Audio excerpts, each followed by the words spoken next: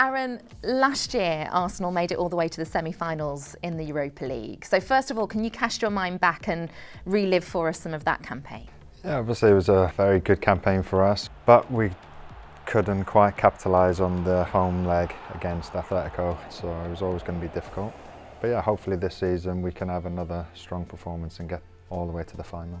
You've started well again, and then you're facing this stage where the Champions League teams drop down, and that quality does go up a level, doesn't it? Yeah, of course. It's going to be another tough campaign. It's one where, you know, we want to be in the Champions League, so them teams coming down, we want to test ourselves and play against the best opposition we can.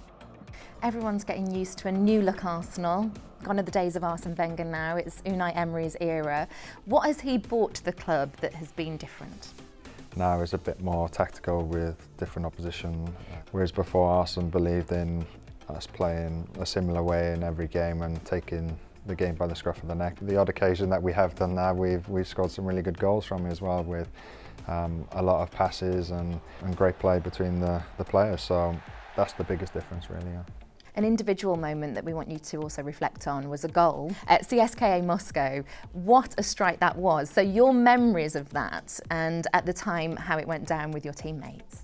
Mez had the ball and did see the goalkeeper coming out slightly. There was enough room there for the ball to go in, so thankfully it went in. I was delighted with that and just delighted that we won the game really. Just finally, you were voted Player of the Season by Arsenal last season. What did that mean to you from a personal accolade point of view?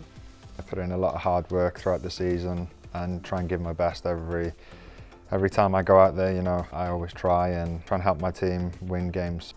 It meant a lot to me to be recognised. And first Premier League hat-trick, so we'll see a hat-trick in Europe, will we? Hopefully, yeah, hopefully. Thank you very much.